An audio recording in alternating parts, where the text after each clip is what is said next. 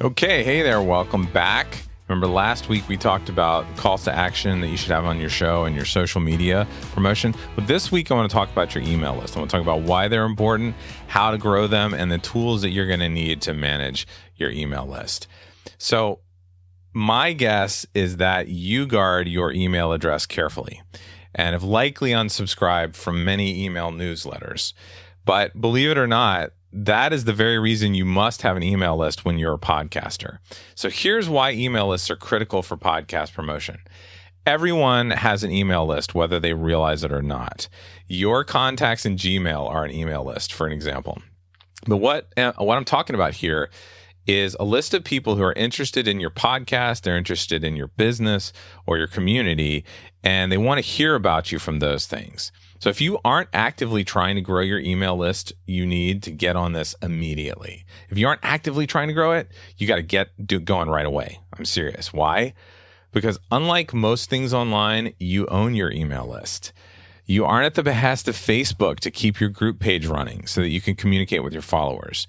You can't communicate directly with your YouTube subscribers. With an email list, however, you have control and can at any moment send a message about whatever you want to hundreds or thousands of people. On top of that, email list members, they trust you, just like your podcast listeners. For most people, sharing their email address is like sharing their home address these days. Letting you into their inbox is similar to them letting you into their home. This is very powerful in terms of communication and audience growth. So I want you to start an email list immediately if you haven't. It will be one of the best tools for your podcast growth. So let's talk about those tools. Let's talk about how to create that email list and the tools that you're going to need to manage it. If you've had bad experiences with email lists before, perhaps you're afraid to start one because you don't want to annoy people or you're worried about the tech involved. So let's talk about some quick and easy steps to get started. And I'm going to go over some tools and resources for starting and managing email lists of your listeners. If you don't have an email list yet, it's actually very easy to start one, okay? Make a list of your friends, your family, your colleagues, and you're going to send them this quick email. The subject line is, this may not be for you, but. Now, I took these two emails come from Mike Kim. I've mentioned him before. They work. I've used them a bunch of times. I use them whenever I start anything new. So again, the subject line is, this may not be for you, but ... And then the body of the email is, I'm creating a podcast about whatever topic you're going to talk about and thought you might be interested. Can I share some stuff with you? ? Thanks! ! And that's it. That's the first email. You're just going to send that to your friends, family, colleagues, whomever. Now, if they respond with a yes, then you're going to add them to their email list. They've just opted in.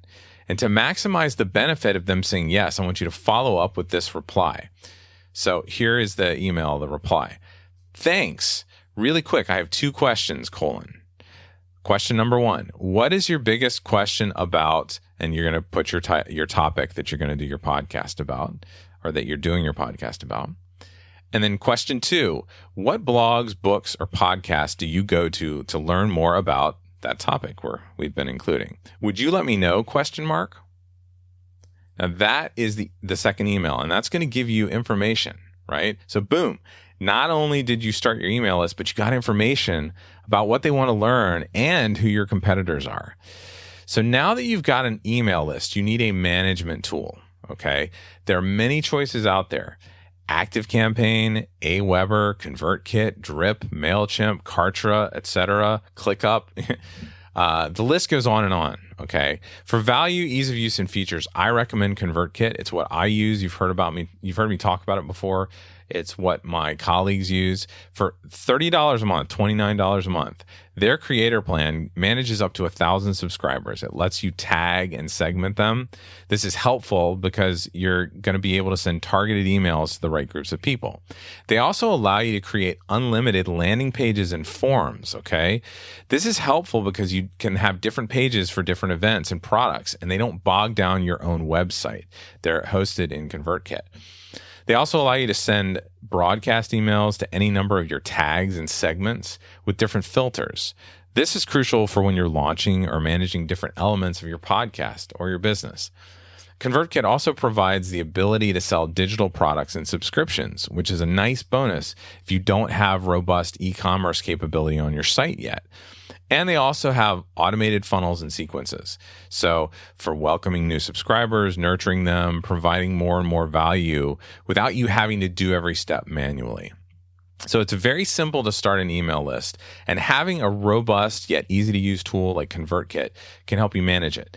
Even if you already have an email list, I recommend that you try my startup exercise, those 2 emails that I shared earlier, to see if you can add friends, family, and colleagues to your list who might be interested.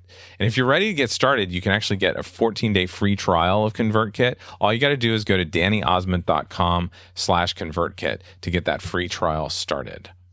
Okay, so now let's talk about how to set up your email list. We're going to get around to setting up your email list, but I want to pause for a moment because I can hear you right now. I can hear your inner voice talking. I don't want to annoy people. Won't they get upset? Won't they unsubscribe if I email them too often? I get it. Okay. I've been there. So let's figure out how to create an email promotional schedule that gets the word out regularly and makes your list stick around. So before we talk about how to actually set up the email list, let's first talk about how often to email them. Okay.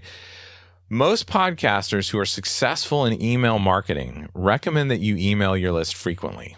I suggest at least once a week. And if you want to find a way to email smaller, more loyal sections of your list more often, maybe 2 to 3 times per week, that's even better. Most importantly, though, you got to stay consistent, okay? Create a task for yourself. I do this in Asana. Create a task to do this on a schedule where you're going to, once each week, you're going to write some emails or you're going to schedule them out. And yes, people are going to unsubscribe, okay? People are going to unsubscribe. My email list grows every day. And yet with each email I send, 1 to 2% of the people that get it unsubscribe. I'm okay with that because those people never would have bought anything from me anyway, or continued to support me or support you in a beneficial way. You have to be okay with people like that moving on. And many times they're going to rejoin you sometime in the future. They're going to get back on your list when they see you do something else. Okay. So here are some of the basic things you need to know how to do when you create your email list in ConvertKit. They're the same pretty much in any email management tool, but you first got to know how to add people. Okay, you can do this manually. ConvertKit allows you to upload CSVs as well, and they have migration tools. So if you've already got a MailChimp list, for instance, I do this all the time. They have like an automatic migration tool to migrate your list from MailChimp and get everything ready to go. You're also going to want to look into how to set up some tags in ConvertKit right away. Okay. The next thing you want to set up is opt-in forms or landing pages. So go there. You've got multiple designs in ConvertKit that you can work from. You can change the colors to yours.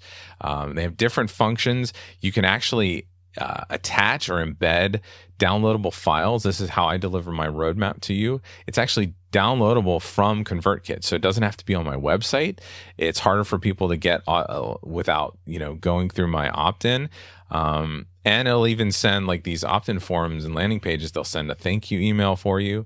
Then you can get the sharing link or the embed code to put on your site. And then the other thing I recommend you set up right away is a welcome sequence. So you can go into the automation tools and sequences where you can create a series of emails that thank people for joining, let them know what they should expect by being a subscriber, and then provide them value. Like you can teach them things. If you're on my email list, my welcome sequence includes 4 or 5 different videos where I teach you things. And then you set up the automation that delivers that sequence to people that join. And then always remember, set up all the steps and then turn it on. I can't tell you how many times I've forgotten to actually turn the sequence on, and I test it. I'm like, why is this not working? Why is it not working? There's actually a little switch up in the right-hand corner on ConvertKit that says turn it on or something like that. And you got to make sure that you turn on your sequence to make sure that it is working. So emailing your list frequently and consistency using the professional looking tools provided by email management systems like ConvertKit are going to help you grow your email list. And they're going to help you retain your subscribers as you promote your podcast.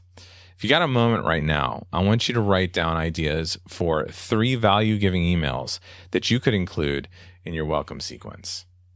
So I want to thank you again for joining me again today. I know talking about email lists is important, but there's a lot of steps. I want to be really clear that I recommend you get going right away on it. Send those 2 emails out, get a tool, email management tool started so that you can work on it, and then stay consistent. Just like we talked about last week with social media, stay consistent with your emails. And if you have any questions, I would love to hear from you. I'd love for you to record a voicemail for me. You can go to speakpipe.com/podcast strategies, record up to 90 seconds. Let me know if you want me to play it on the show. I'd love to know what you need more clarity on. If there are topics you'd love to hear me talk about, I'd be happy to respond to those. Or you can just email me at danny@emeraldcitypro.com, and I will get back to you. I'll maybe include your question here on the show. So thank you again for joining me this week, and I will talk to you soon.